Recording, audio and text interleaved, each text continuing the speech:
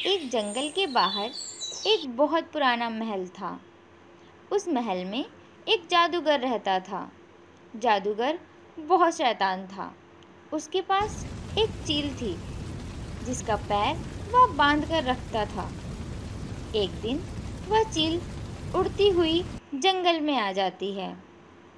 बाकी पक्षियों को उड़ता देखकर वह बहुत खुश हो जाती है। इन सब की ज़िंदगी कितनी अच्छी है, कहीं भी उड़ सकते हैं और कितनी खुश भी हैं। यह सब देख चील की आंखों में आंसू आ जाते हैं और वह ज़ोर ज़ोर से रोने लगती है।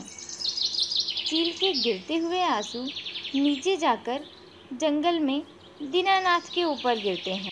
दीनानाथ चौंक कर उठता है। अरे, ये पानी कहाँ से गिर रहा है? पूरी नींद खराब कर दी। ऊपर देखता है तो एक चील उसे रोता हुआ दिखता है। अरे, ये चील रो क्यों रही है? लगता है इसे भूख लगी है। पर चील और सांप की दुश्मनी तो हमेशा से है। अगर मैं इसके पास गया तो ये मुझे नाश्ता बना लेगी। यह कहकर दीनानाथ अनदेखा कर देता है और वहाँ से चला जाता है और चील भी वहाँ से चली जाती है और जाकर महल के ऊपर बैठ जाती है। जैसे ही चील दीवार पर बैठती है, जादूगर उसे रस्सी से खींच लेता है और थोड़ी सी रस्सी काटकर पिंजरे में बंद कर देती है। बेचारी चील रुआंसी होकर अगले सुबह का इंतजार करती है। अगले दिन चील फिर आसमान में उड़ने लगती है और दूसरे पक्षियों को खेलता देख रोने लगती है। इस बार फिर आंसू जाकर दीनानाथ पर गिरता है और इस बार चील जोर जोर से रोती है। यह देख दीनानाथ बहुत परेशान। आखिर ये चील इतना रोती क्यों है? कोई तो बड़ी बात होगी। मुझे इससे पूछना चाहिए। दीनानाथ नीचे खड़ा होकर आवाज लगाता है।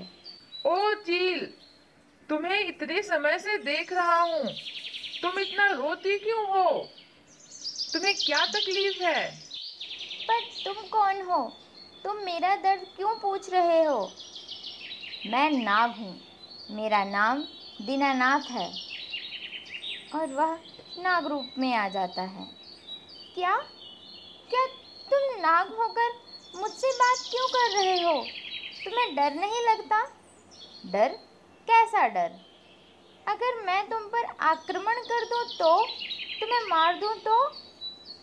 हा हा हा। नहीं चील, तुम्हें देखकर तो मैं समझ गया कि तुम ऐसा कुछ नहीं करोगी। वैसे मेरा नाम निधि है। निधि? इतना अच्छा नाम, वो भी एक चील का। दरअसल मेरे नाम के साथ मेरे बहुत सारे राज जुड़े हुए हैं। दोनों बातें करते हैं। तभी शाम हो जाती है। दीनानाथ, अब मुझे जाना होगा, वरना वो मुझे मार देगा। वो कौन? दीनानाथ के सामने से वह चली जाती है। अगले दिन दीनानाथ उसका इंतज़ार करता है। आज मैं उससे सारी बातें पूछ लूँगा, आखिर वो इतना परेशान क्यों होती है। रोज की तरह निधि महल के बाहर उड़ती हुई सारे पक्षियों को देखती है और ज़ोर ज़ोर से रोने लगती है। रोज़ की तरह दीनानाथ उसकी आवाज़ सुनकर उसके पास जाता है और आसमान में देखकर उसे नीचे आने को कहता है।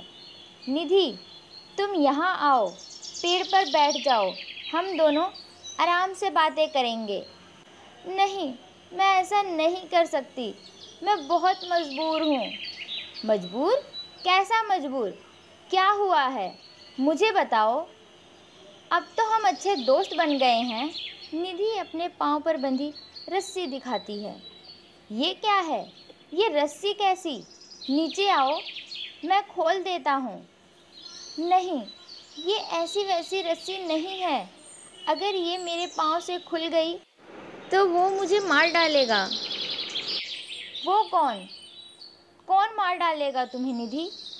दीनानाथ, दीनानाथ, जादूगर ने मुझे महल में कैद कर रखा है। कौन? तुम्हें कौन मार डालेगा निधि? ये मेरे पाँव में रस्सी देख रहे हो? ये कोई साधारण रस्सी नहीं है, ये मेरे जीवन और मौत की रस्सी है। दीनानाथ यह सब सुन रहा था। इस रस्सी की लंबाई जिस दिन ख़त्म हो जाएगी उस दिन तो वो मुझे मार डालेगा। तुम्हें पता है दीनानाथ, मैं रोती क्यों हूँ?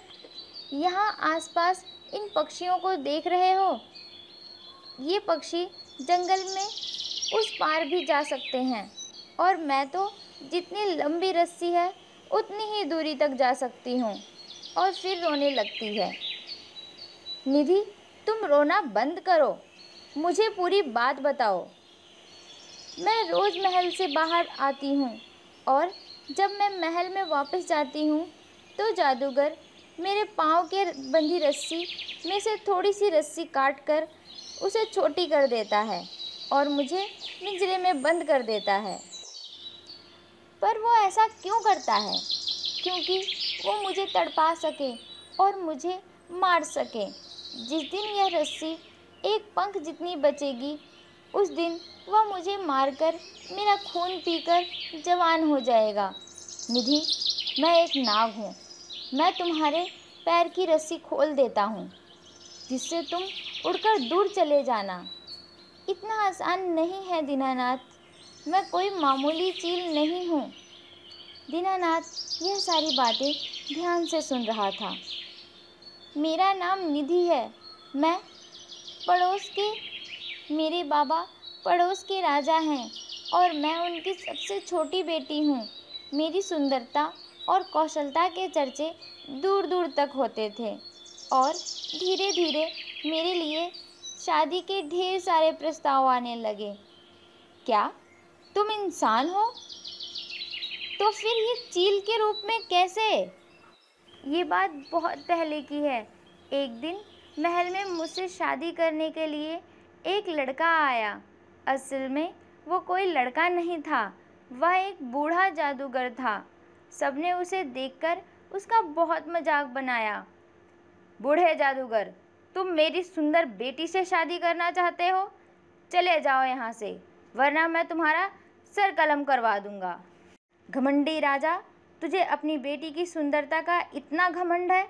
मैं श्राप देता हूँ, जिस सुंदरता का तुझे घमंड है मैं उसे छीन लूँगा। यह सब सुनकर सब डर जाते हैं।